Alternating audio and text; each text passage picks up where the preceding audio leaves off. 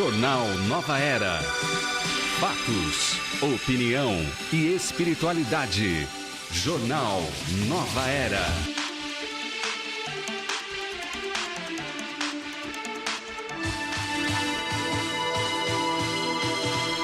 Uma excelente tarde para você que está na sintonia da Rede Boa Nova de Rádio. Excelente tarde para você que nos acompanha pela TV Mundo Maior.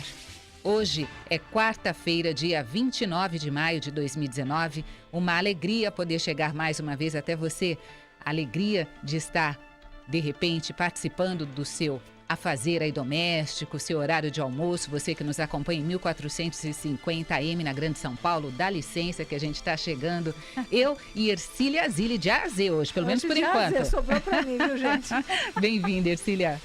Obrigada, Guilmar. Obrigada, querida. É isso aí. Daqui a pouquinho, estamos pelo menos aguardando pela Júlia Nizu. Ela já mandou um recadinho pra gente, dizendo que está a caminho, mas o trânsito, de repente, a impossibilitou de chegar aqui dentro do horário previsto. Eu disse pra ela, olha, venha dentro do tempo possível, a gente aguarda com carinho. Se for possível, ela estará aqui com a gente. Se não, hoje, Ercília de A a Z.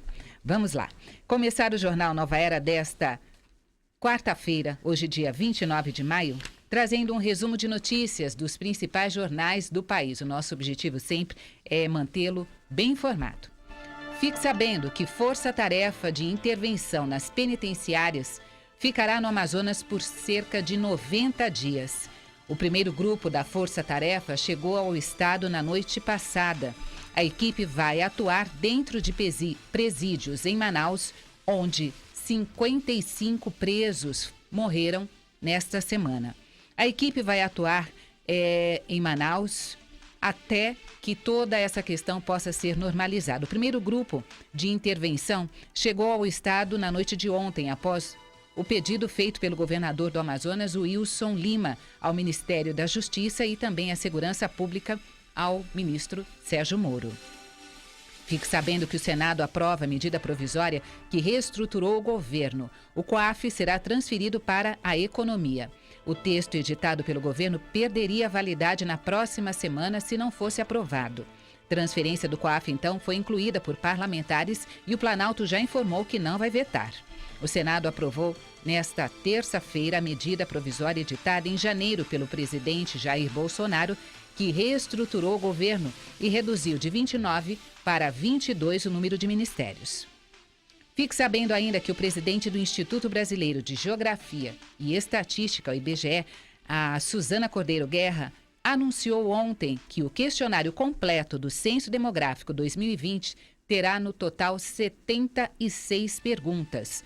O número representa 32% menos questionamentos em relação ao formulário original, que teriam 112 questões. Fique sabendo que o contingenciamento orçamentário anunciado pelo governo para a educação vai atingir aí verbas destinadas à reconstrução do Museu Nacional, que foi destruído por meio de um incêndio na noite de 2 de setembro do ano passado. É o que mostra um levantamento feito pela Associação Nacional dos Dirigentes das Instituições Federais de Ensino Superior. Fique sabendo ainda que a partir de hoje as empresas de aluguel de patinetes elétricos estarão sujeitas à fiscalização e também de multas em caso de descumprimento das novas normas, pelo menos aqui na Prefeitura de São Paulo. Entre as normas estão a obrigatoriedade do uso de capacete e a proibição de circulação nas calçadas. As multas em caso de descumprimento podem variar entre R$ 100 e R$ 20 mil. Hoje também é o Dia do Desafio, que é celebrado anualmente na última quarta-feira do mês de maio. O principal objetivo desta data é motivar a população à prática de atividades físicas, seja para melhorar a saúde física, como também a saúde mental. Nesta quarta-feira, então, ocorre a 25ª edição do Dia dos Desafios em mais de 3 mil cidades no Brasil e também em diversos países. O evento tem como objetivo estimular hábitos saudáveis e a prática esportiva para a população. Quando nós falamos a respeito do Dia do Desafio, Ercília, eu gostaria de começar falando com você um pouquinho sobre a questão da saúde do corpo e a saúde do espírito. É aquela história, né? Mente sana e corpo sano. O ensino espírita é rico em ensinamentos acerca da importância de o ser encarnado tratar bem o seu ambiente, né? Aquele seu instrumento de transporte para a evolução que é o corpo. A medicina enfatiza a consideração dos cuidados a serem observados para se ter uma vida saudável. E nós, aqui dentro desta questão do espiritual, temos que estar atentos, né, Ercília? Eu acho que a questão do se tratar bem, ela é muito mais profunda do que as pessoas imaginam. E eu vou te dizer que, na minha experiência, eu vejo muita gente que se trata muito mal.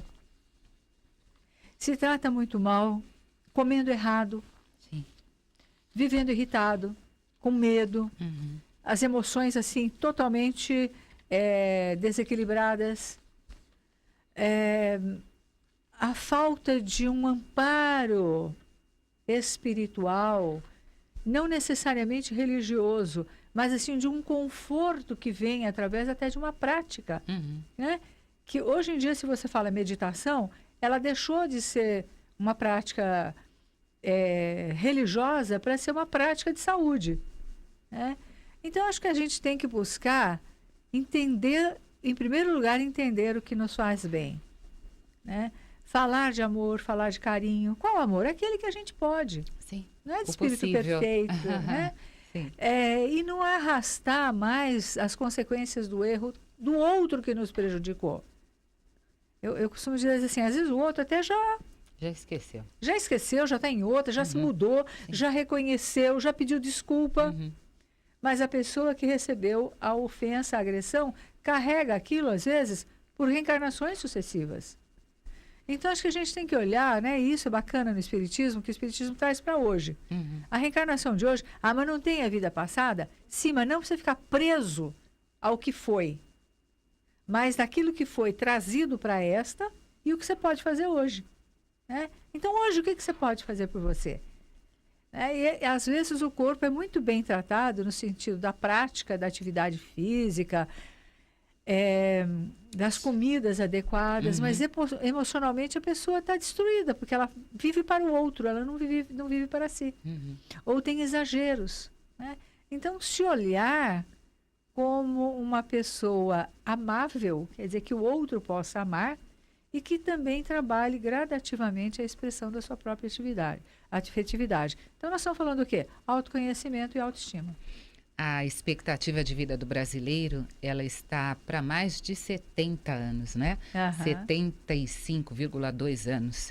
Quando nós falamos a respeito do cuidar do corpo, tem algumas pessoas que pensam, puxa, mas e a vaidade? Como a gente trata com essa questão da vaidade, ao lado da doutrina espírita, como nos orienta? Porque eu não consigo enxergar como vaidade você cuidar do seu corpo. Sem sombra de dúvida. Não é uma vaidade, é uma necessidade, um cuidado. Vamos combinar que passar um batonzinho também, né, meus amigos? Faz toda a diferença, né? Mas é importante termos este cuidado com o nosso corpo. É claro que os excessos, em qualquer situação, não é salutar, não é, Ercília? Você estar sempre dentro de uma academia também, você estar sempre... Viciado em plástica. Exatamente. Tudo que é demais é ruim. A gente tem que ter aquele equilíbrio para poder, sim, valorizar este corpo, que é o nosso veículo de expressão e de evolução, mas sempre dentro daquela Então, mas achar um ponto de equilíbrio que é o desafio, né? Sim, para cada um. Então, acho assim, que buscar viver a vida com responsabilidade, porém com alegria. Não dá para amar todo mundo, porque, afinal de contas, nós somos seres ainda no início da evolução. Falíveis ainda, ainda distantes da perfeição. Mas dentro do que a gente pode, dá para fazer muita coisa. Dá para exercer sentimentos que nos fazem bem. A fraternidade, a solidariedade. A pessoa que só fica o tempo todo ajuizando, que vira juiz da vida alheia e juiz de si próprio, porque também não pode errar, Exato. É uma pessoa infeliz. Porque ela não consegue falar de amor, ela só fala de controle. Então, acho que seria muito interessante se a gente realmente levasse a sério aquela coisa de que somos espíritos vivendo uma experiência na matéria, mas que a nossa essência é espiritual. Portanto, tem o amanhã. Tem. Sim. Teve ontem, mas tem amanhã. É isso aí. Para você que está ligado aqui na programação da Rede Boa Nova de Rádio, para você que nos acompanha pela TV Mundo Maior, estamos aqui. Eu e Ercília Zilli iniciamos o nosso papo desta tarde falando a respeito do cuidado com o corpo, do cuidado com a nossa mente, com a questão espiritual, porque hoje, dia 29 de maio, última quarta-feira do mês de maio, comemora-se no país e em diversos outros países esse cuidado com o corpo. É o dia do desafio físico. Então, de repente, a gente vai encontrar aí pelo nosso caminho pessoas se exercitando na bike, fazendo algum exercício diferente, pessoas que descem do ponto de ônibus em pontos que ela não está habituada para poder caminhar um pouco mais. Então, tudo isso é possível hoje no dia do desafio. Nosso próximo tema, Ercília, um tabloide recriou a morte da princesa Diana em parque temático nos Estados Unidos. Vamos ver, vamos trazer detalhes aqui para a gente tentar entender o que eles estão pretendendo. Parque temático. Parque temático. Olha lá, o parque temático National Enquirer Live, do tabloide americano de mesmo nome, transformou a morte da princesa Diana em uma atração ao público. O espaço, que abriu as portas recentemente em uma exibição em 3D, recriou os últimos momentos de vida de Diana. Desde a saída dela do Hotel Ritz até o acidente de carro que a matou, isso no dia 31 de agosto de 1997, em Paris. O parque fica no Tennessee, nos Estados Unidos. Em entrevista ao jornal americano Daily Beast, o empresário Robin Turner, um dos responsáveis pelo parque, disse que a morte da princesa seria aí tratada de forma sensível para que os espectadores pudessem desfrutar desta experiência. Vamos lá. Ele diz assim: você vê o que parece ser Paris, mas é uma projeção tridimensional. Você vê os prédios e tudo mais em uma apresentação em 3D. Será mostrado o caminho quando ela saiu do hotel, os paparazzis que a perseguiram e até o flashbang que achamos que cegou o motorista, explica a Turner. Mas não há sangue, não há nada disso. Você vê o acidente de carro através de uma animação computadorizada. Eles cobram para isso, viu? Olha, a entrada no parque custa $24,99. $24,99. Para adultos e crianças pagam $18, cerca de R$100 e R$77, respectivamente. A exibição sobre a morte da princesa Diana é apenas uma das 100 atrações que haverá no espaço. Esse National Enquirer Live terá até mesmo um tributo à capa de setembro de 77 do tabloide em que aparece o corpo de Elvis no caixão. Olha, para mim isso é muito mau gosto, mas será que tem alguma explicação possível? Tem, a Ercília? morbidez. É. A morbidez e a exploração. Isso é uma exploração, é uma exposição desnecessária e vai ter gente que vai pagar isso para ver como de fato ela morreu. Mas eu acho isso deselegante, desnecessário, oportunista, mas é uma exploração da morbidez. Você vê um acidente na estrada, o trânsito piora porque todos querem ver o morto. Todos querem ver o acidente. Na Alemanha, tem lá um grupo de policiais que ou você anda ou vai ser multado. Ou você anda ou vai ser multada, né? E com isso, é um limite para essa morbidez, né? Mas isso faz parte ainda, eu acho, que na natureza de alguns humanos, né? Ou o interesse pela morte, ou o enfrentamento da morte. Pode ter outras questões além da morbidez, né? Uhum. Quer dizer, como que eu vou ver a morte? Eu vou ver como é que é uma... Né? Então, a pessoa tem ainda uma relação com a morte muito ruim, muito negativa. Agora, explorar a morte da princesa é totalmente desnecessário, é totalmente deselegante. Acho que é uma coisa que desrespeita a própria família. Sim. Né? Então, do meu ponto de vista, nota 0 para essa iniciativa. Eu quero trazer aqui para o nosso papo, a nossa roda de conversa, Júlia Nezu. Estávamos aqui vibrando para que seus caminhos estivessem abertos e você chegou. Seja bem-vinda, Júlia. Muito obrigada. Obrigada. Que bom estar aqui. Maravilha, da mesma forma. Muito bom estar aqui com você. Torcendo pela sua chegada, Exatamente. porque senão eu fico na Berlinda, sabe, Júlia?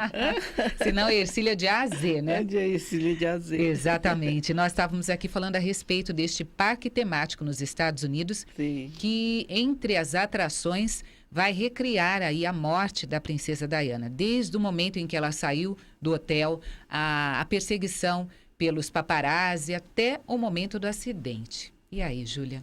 Eu acho isso muito mórbido, né? Eu nem iria num lugar desse para ver. Ainda para pagar, não é de graça, ainda paga E ainda paga $25. Já pensou? Eu acho um absurdo. Mas, em todo caso, eu acho que ainda é o estágio evolutivo, né, da humanidade terrestre, que gosta muito mais das coisas mórbidas, das coisas... Tanto que os filmes de terror são muito assistidos. Né? E tem muitas pessoas que adoram filme de terror. E o que vai acrescentar na pessoa? Quase nada. Pode ser que tenha alguma historiazinha interessante, como tem a história interessante da Lady Diana. Era uma pessoa tão boa, uma pessoa que merece ser lembrada. Sim. Mas não acho que deveria mesmo fazer esse tipo de encenação, né? Da morte dela, do acidente. Por que não faz uma coisa bonita, com a assistência social que ela fazia, Sim. com as crianças que ela adorava, com as roupas lindas que ela desfilava, não é? Eram coisas assim que guardaria muito mais de uma forma positiva na mente, no pensamento, na lembrança das pessoas, do que a morte. Mas sabe lá, né? Se não tem alguma utilidade isso. Quem sabe as pessoas gravam mais, quem sabe isso serve para alertar as pessoas de que acidentes automobilísticos, esses acidentes poderiam ser evitados, né? Quem sabe? Não sei. O que se passa na mente das pessoas, né? Mas, como eu sou uma advogada e nós temos aqui uma psicóloga... Ercília... Eu acho que a família deveria interferir nisso. Proibir a exploração da morte. Mas deve ter autorização, viu? Não sei não, viu? Eu não sei se os filhos dariam essa autorização para virar uma exposição mórbida. Uma exposição mórbida da eventual curiosidade alheia. Eu, se fosse filho, não permitiria. Eu também não. Também viu? não. Também não. Eu Mas é o que está aí acontecendo quando nós observamos esta pauta. Eu estava compartilhando aqui com a Ercília, Júlia. Nós achamos interessante até trazer para ver, olha, isso é o quê? É falta de sentimento pela dor do outro? Se a gente for pensar, ampliar isso, o que seria, não é? Eu acho mais assim que é comercial, sabe? É uma exploração comercial. Eu acho que não tem muito sentimento envolvido aí, não. Porque se você mostra as coisas boas, né? Fala, não, tem algum exemplo a ser seguido. Mas aí, no caso, só vai mostrar terror, mostrar medo, receios, né? E a morte, não sei, imagino que se vai passar todo o trajeto, né, da morte dela, vai culminar com o carro, né, destruído e ela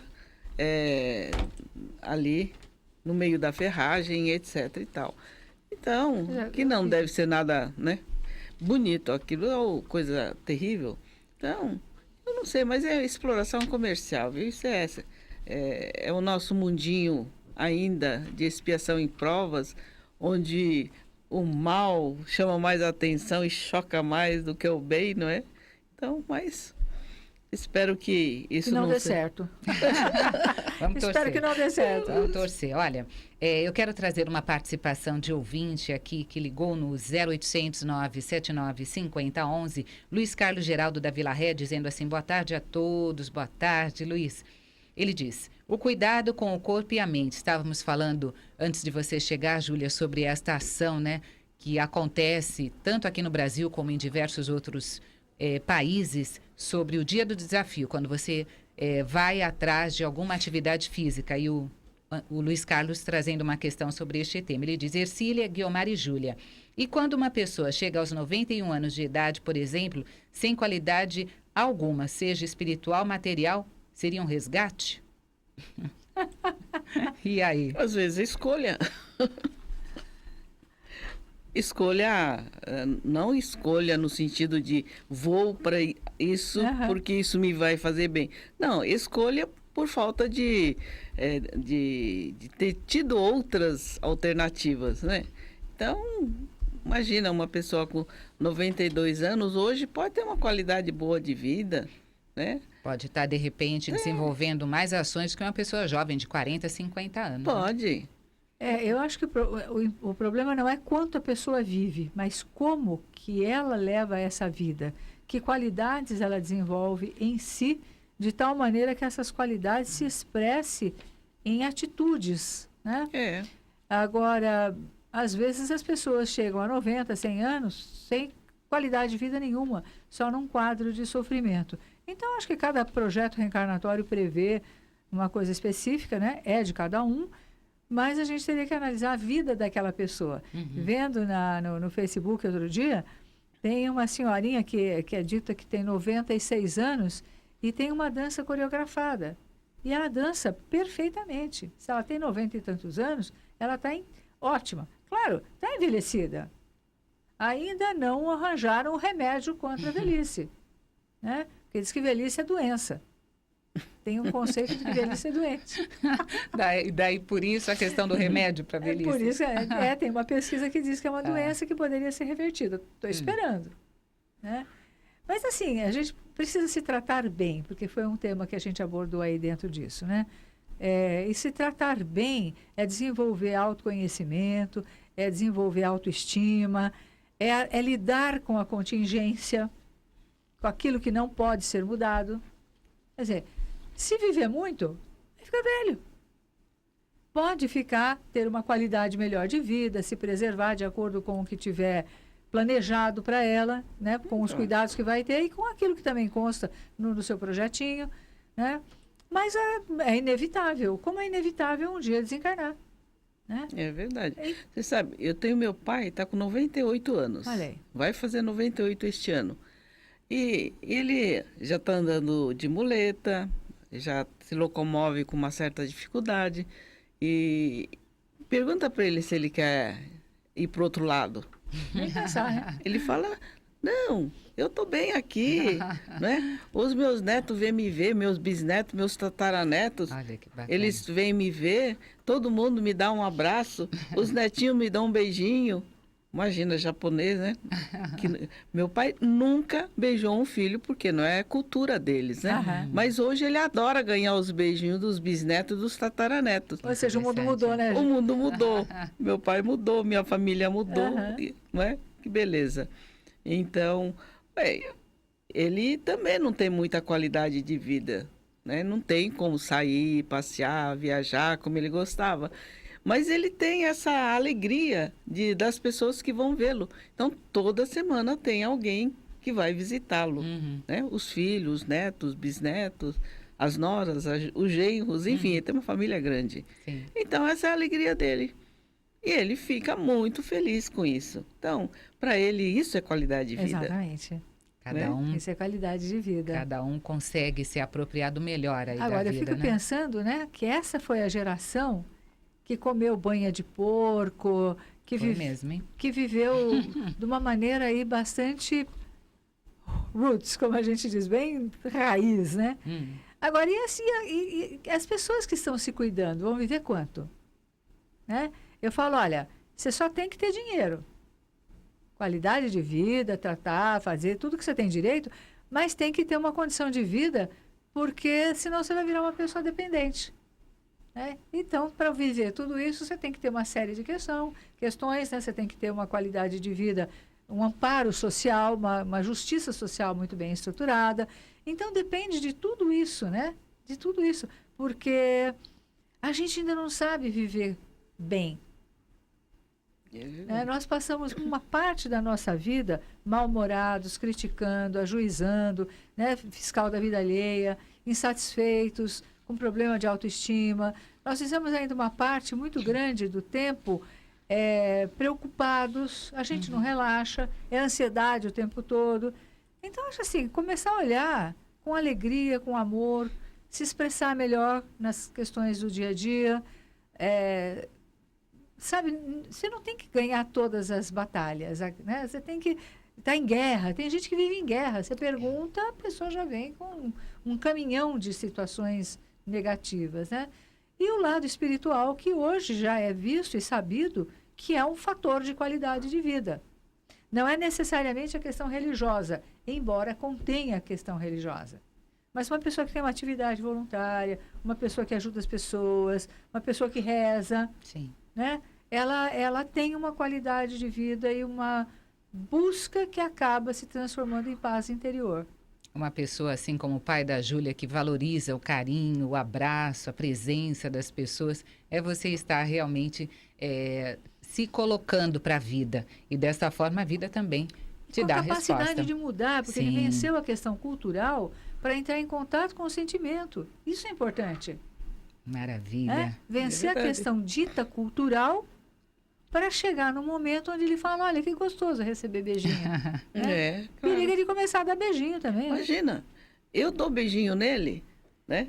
E no começo ele ficava um pouco retraído, Aham. mas hoje não, hoje ele espera, as filhas principalmente, Que gostoso. chegar lá, dar um abraço nele, coisa que ele nunca fez isso conosco. Nós somos aquela geração criada por pais, né, orientais, ele é família japonesa, de uma outra cultura, onde o cumprimento é de longe. Você não chega perto. E olha só como ele mudou, como ele se adaptou a essa nova, E esse levando novo em conta momento. que a cultura japonesa enfatiza muito o respeito, Sim. né? Enfatiza muito esse... E o respeito, a ordem, a organização. Então, tem coisas muito boas. É que no bojo também tinha esse entendimento com relação a expressar afetos, né? Quem mandou mensagem para nós pelo nosso WhatsApp, que é o 0 operadora 11 996433827, foi a Elaine Struder, da Vila Carrão, minha vizinha querida. Um abração para você. Ela disse assim: bom dia, meninas. Para muitas pessoas, demonstrar sentimentos é ser uma pessoa fraca. Ela colocou aqui. Obrigada pelo seu carinho, pela sua participação. E a Dilceleda de Mogi também está aqui ligadinha no Jornal Nova Era. Ela que mandou uma mensagem para a gente dizendo assim, que uma senhora de 83 anos fazendo yoga, pondo os pés na cabeça, toda elástica, e ela super fitness no se alimentar, disse que tem disciplina de se alimentar e não se empanturrar, ela coloca aqui. Acho que ela viu uma entrevista dessa senhora de 83 anos que pratica o yoga, que se alimenta da forma correta. É isso, a pessoa realmente tendo essa preocupação com o nosso veículo de evolução, que é o corpo físico, né, Júlia? É verdade. Eu imagino que as pessoas, segundo uma previsão, né, científica, dentro de uns 40, 50 anos, vamos chegar a 130 anos de idade. E olha que, né, a Previdência que se cuide. A reforma da Previdência tem que prever a longevidade das pessoas. Exatamente. Tem que prever, tem que se organizar e o povo tem que entender, né? Sim. Porque quando... Tem que entender que tem que se prevenir realmente, que não é depender de uma aposentadoria, mas é se tornar útil e realizado enquanto tiver condição, Claro. né? Enquanto tiver lucidez, mobilidade.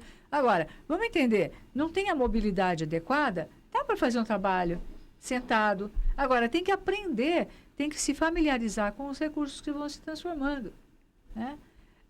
Eu estava lembrando que eu tinha deixado uma pasta inteira pronta de um congresso da ABRAP.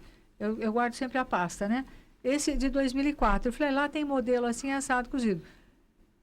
Não tinha internet. Não tinha como fazer as coisas via internet. Uhum. Né? Quer dizer, tinha internet, mas não tinha os recursos de internet que se tem hoje, né? Olha isso aqui deixou de ser um aparelho, um telefone.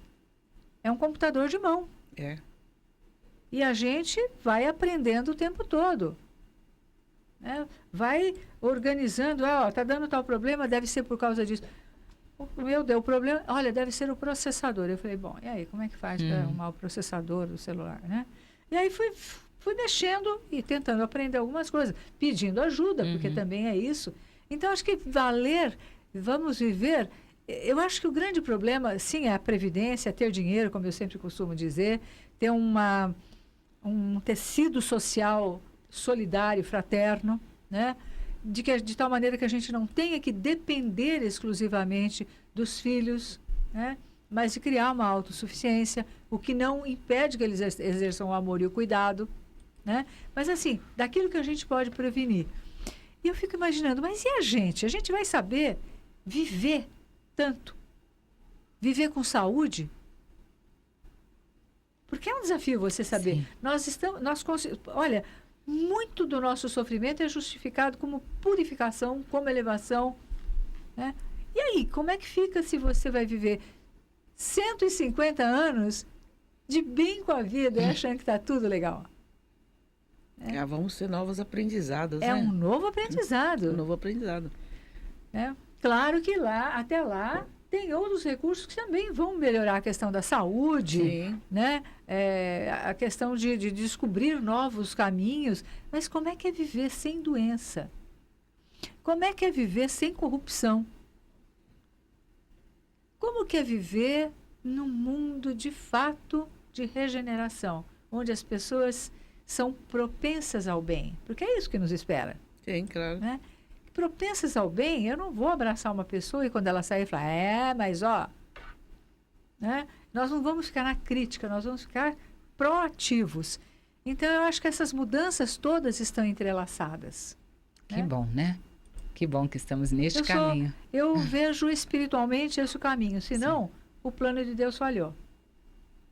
Olha, quem mandou mensagem para nós pelo telefone do ouvinte, o 0800 979 5011, foi o senhor Elídio Gomes, de Guaraçaí, São Paulo. Ele diz assim: boa tarde, meninas. Somos nós, hein? Meninas, ó, sensacional. Meninas. Quanto... Bom, muito bom. Muito bom. Quanto às atividades físicas, faço de forma natural, pois trabalho com enxada na roça, todos os dias, com as minhas plantações. Abraços a todos, em especial a essa adorável criatura. Ô, querido, obrigada pelo seu carinho. Obrigada, viu? Pela sua gentileza. O senhor Elídio Gomes, que está lá em Guaraçaí, com a enxada, fazendo esse exercício diário. Olha só que importante, né? E que exemplo para as pessoas que, de repente, não sabem de que forma fazer aí uma atividade física, as pessoas que, de repente, acham que o carro é uma extensão do corpo, né? Eu vou lá na padaria, entra dentro do carro. Não tem gente que é assim?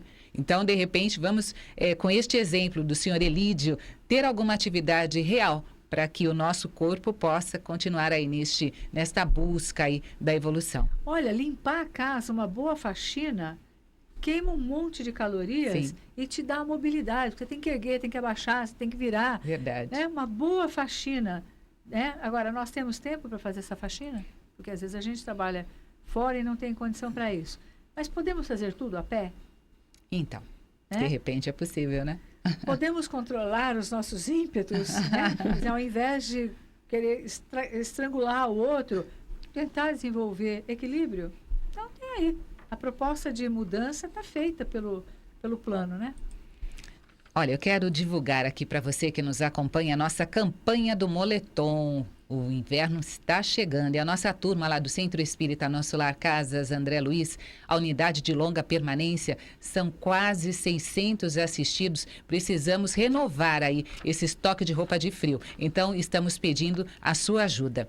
O que nós estamos pedindo? Um conjunto de agasalho, pode ser de qualquer cor, mas a solicitação é para os tamanhos G e GG. A nossa turma lá está precisando fazer um pouquinho de exercício, né? Mas eles estão utilizando G e GG. Eu acredito que o P e o M já chegaram aí a quantidade suficiente. Pode ser de qualquer cor, mas o pedido é para quem não tenha zíperes, não tenha nenhum tipo de cadarço, é só enfiar pela cabeça a blusa e a calça da mesma forma com elástico. Nós temos lá, então, esta necessidade, pedimos o seu apoio. Temos diversos postos de arrecadação. Um deles, na Unidade Doutrinária de Santana, na Rua Duarte de Azevedo, 691.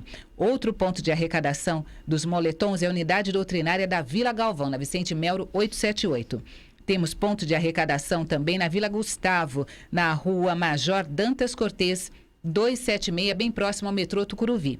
Uma outra forma de você ajudar em outro ponto de arrecadação é a própria unidade de longa permanência. Você pode até lá levar a doação deste agasalho, deste moletom. Lá o nosso endereço é Avenida André Luiz, 723, no bairro de Picâncio, em Guarulhos. Agradecemos aí o apoio, a sua ajuda, pois precisamos aí renovar o estoque de roupa de frio dos nossos queridos amigos lá do Centro Espírita Nosso Lar Casas André Luiz, da unidade de longa permanência. Eu aproveito para falar a respeito de frio.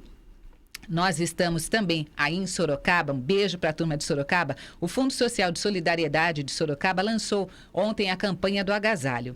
Com a missão de aquecer o inverno de quem mais precisa, os sorocabanos promovem aí a campanha para arrecadação de agasalhos. A iniciativa é do Fundo Social de Solidariedade, que foi lançada nesta semana. Enquanto as ações solidárias da Universidade de Sorocaba e da Ordem dos Advogados do Brasil de Sorocaba também já estão ocorrendo. Então, pedido para você que está aí em Sorocaba também colabore com o frio dessas pessoas que muitas estão vivendo em situação de rua, nós sabemos e podemos de alguma forma auxiliar, porque quando chega o frio a gente pode colocar um cobertor, a gente pode estar dentro de casa tomando um chazinho quente, é bom, mas pensando naquele que está lá fora, não tem desse mesmo privilégio, não é, Júlia? É verdade, eu acho que é muito importante essas campanhas, campanha do cobertor, campanha do moletom, campanha do agasalho, sabe? Porque, e tem mais, eu acho que tem muita gente que poderia ceder aquilo que já não usa mais, não é? Verdade. Também, no caso aqui dessa campanha, são roupas novas, né? Do moletom para os nossos assistidos são roupas novas. Mas tem muitos locais que recolhem roupas usadas também, de cobertores, de agasalhos, né? Então, fica aí a motivação para que todos possam colaborar, ajudar aqueles que estão passando frio, né? Embora o ano passado, se não me engano, a quantidade de cobertores que foram doados foram tão grandes ali para o pessoal do Centrão, da região da Cracolândia e tudo mais, tanto que eles pegaram os cobertores todos e queimaram, né? Eles fizeram uma queima de cobertores porque eles vão ganhando novos e vão jogando o que não está usando. Então, diz que tinha uma pilha tão grande e fizeram o recolhimento disso. Então, também a gente tem que saber dividir onde dar, doar. Direcionar esses Isso, esforços. às vezes, um assistente social direciona melhor. Porque essas campanhas que os irmãos fazem nas ruas, né, de alimento, de quentinha, às vezes a mesma região recebe 3, 4, 5 grupos fazendo a mesma coisa no mesmo dia, entendeu? Então, não sei, talvez devesse ter uma agenda, assim, olha, devia se inscrever, segunda, terça, quarta, quinta, sexta, cada um no dia da semana, porque senão no sábado, domingo, que é um dia que tem maior número de pessoas disponíveis, vão lá e fazem as campanhas de entrega da alimentação, do agasalho, etc. Mas muita gente faz no mesmo dia. Eu acho que deveria ter alguma coisa mais organizada. Um mapa, né? Um mapa na internet, um mapa onde cada instituição poderia ver onde que há necessidade e e os dias. Isso. Fica aí para o pessoal da informática. A assistência social da prefeitura devia ver isso e disponibilizar para que as pessoas se inscrevessem para atuar. Né? Escolhessem o dia, a hora e o quê. Porque senão a pessoa fica sem comer na segunda, na terça, durante a semana com menos alimentos e no final de semana tem alimento demais. Boa. Não é? É isso Então, aí. Fica aí a dica. E este Fundo Social de Solidariedade de Sorocaba, como nós dissemos aqui, que vai lançar, na realidade, essa campanha amanhã, dia 30 de maio. Você que está aí em Sorocaba vai ter a oportunidade de participar desta ação social, doação de roupas de frio para quem aí estiver necessitando, ok? Eu quero aproveitar este momento para agradecer a você, sócio do Clube Amigos da Boa Nova, que nos ajuda a levar à frente essa missão tão importante da FEAL, que é ampliar a divulgação da doutrina espírita através de todos os meios de comunicação possíveis. Sócios antigos, Rita de Cássia Matos e Cristiane Assunção dos Santos, sócias desde 2002 conosco. Muito obrigada, gratidão. Sócios recentes, a Edith Silva Marques e o Hildebrando Gonçalves Silva, sócios recentes, agora de 2018. Tanto você que está conosco há um tempo maior, desde o início, lá em 2000, como você que está conosco recentemente, muito obrigada por colaborar com a divulgação da doutrina espírita através da sua doação. Nosso próximo tema, a AGU pede ao STF que permita ações da polícia dentro das universidades. Em um documento apresentado ao Supremo Tribunal Federal, o ministro da Advocacia Geral da União, André Mendonça, defendeu que juízes possam autorizar a entrada da polícia em universidades públicas e privadas para coibir propaganda eleitoral irregular. O caso está sob a relatoria da ministra Carmen Lúcia. Para Mendonça, não é possível haver uma decisão, entre aspas, abstrata e geral, que proíba as ações em nome da liberdade de expressão e do ensino.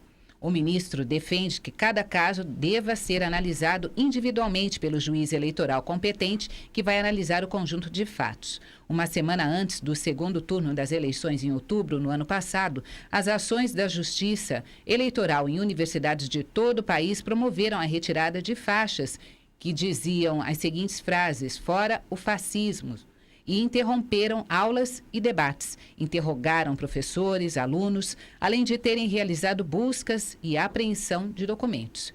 A ministra Carmen Lúcia suspendeu os atos de fiscalização e teve sua decisão referendada pelo plenário do STF no final do mês de outubro.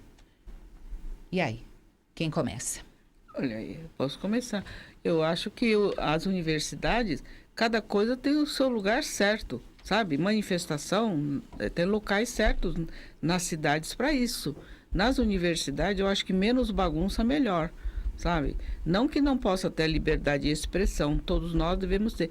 Universidade, normalmente, é considerado um campo neutro, não é? Tanto que não há uma intervenção da polícia quando tem atividades ou qualquer tipo de eventos dentro de uma universidade. Não entra a polícia lá porque é um campo neutro e sempre foi considerado assim.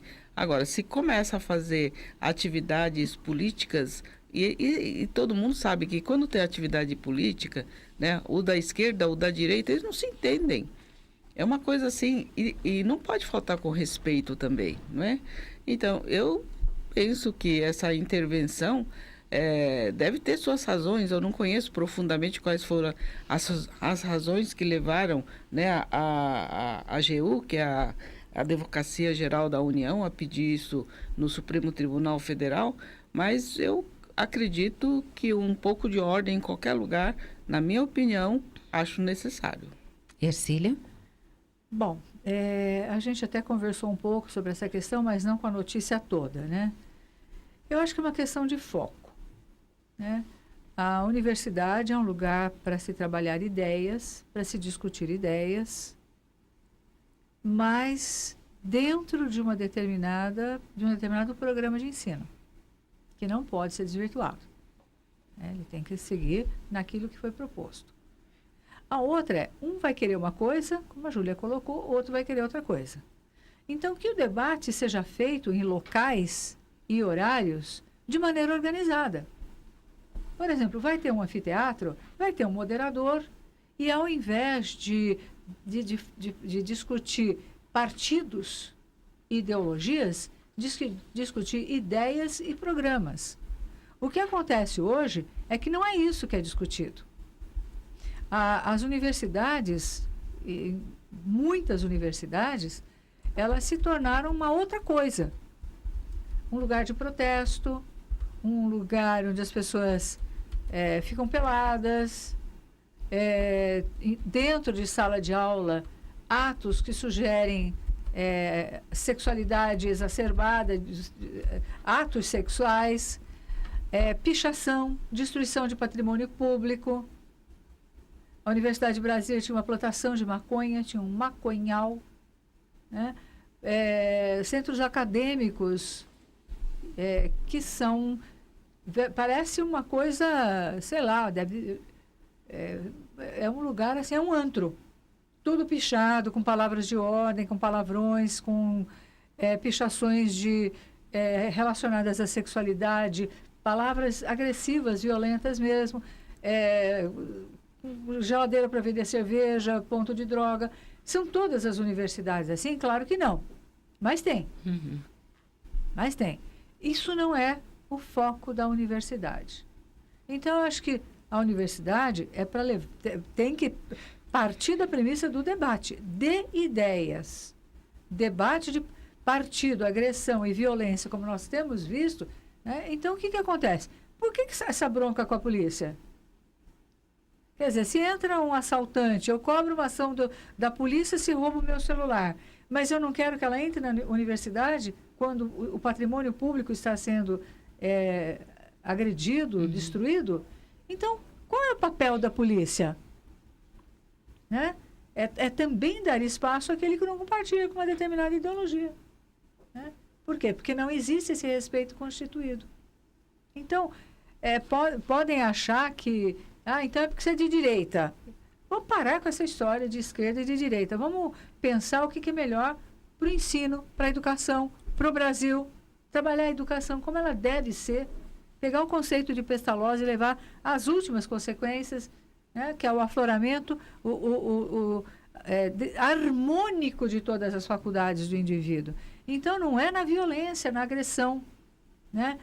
Transformar a arte numa coisa que vai, aos poucos, fazendo uma erotização precoce, um desvirtuamento daquilo que é uma função de amor, né? Então, assim, eu acho que a gente precisa dar uma organizada assim. No caso, é a propaganda eleitoral. A gente não tem a lei toda, a proposta toda. Mas o que eu estou dizendo assim, a manutenção da ordem passa, sim, pela questão policial. Diferente de chegar lá baixando cacetete, né? Mas, assim, entender que polícia, e estudante e professor podem conviver em harmonia, sempre que necessário. Então, mas é porque nós temos uma lei eleitoral. Então, existem épocas que você pode fazer a propaganda eleitoral, você pode divulgar amplamente, e tem época que não só a mídia, de uma maneira geral, mas também não se pode fazer propagandas políticas e nem fazer essas discussões todas, não é? Ou apologias, né? Então, tem que cumprir a lei.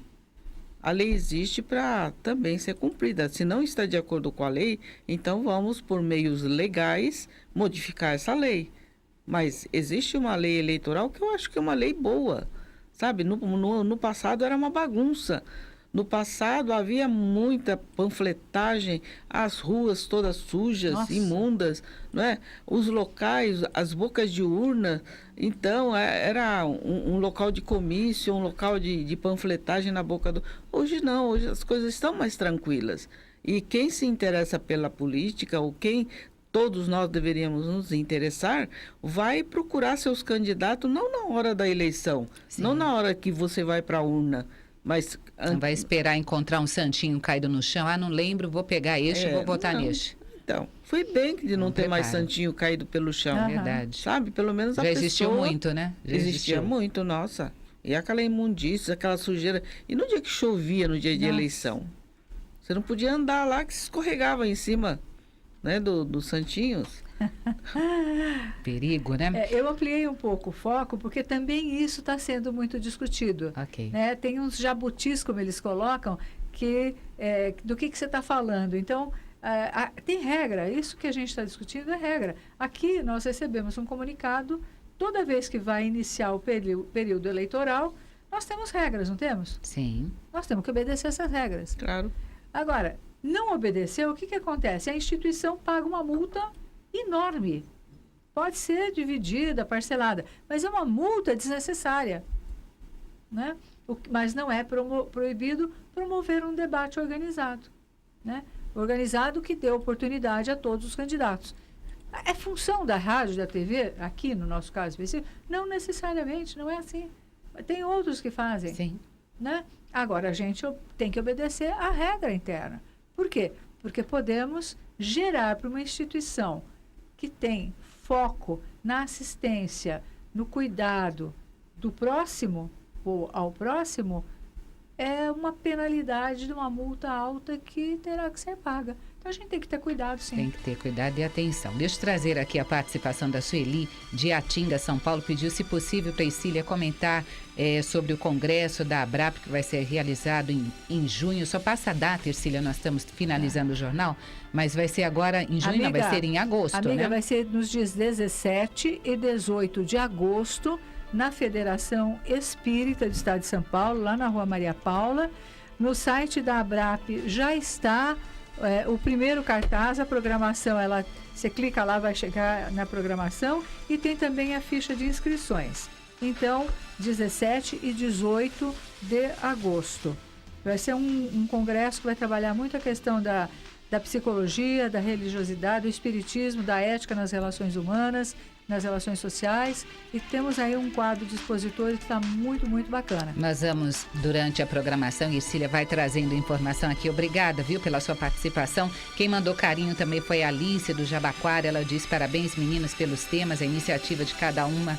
Forte abraço, obrigada. Agradeço aqui a equipe técnica, o Marcos Magrini, o Jefferson Carvalho, Fernanda Lima está ali falando para dar uma finalizada, dar uma segurada. Vamos dar. Jefferson Silva no telefone, o Ezequias e a Vera. Eu, Guiomar Santana, agradeço a você, Ercília. Obrigada. Obrigada, Júlia. Gratidão. Até a próxima semana. O jornal volta amanhã, ao meio-dia. Até lá.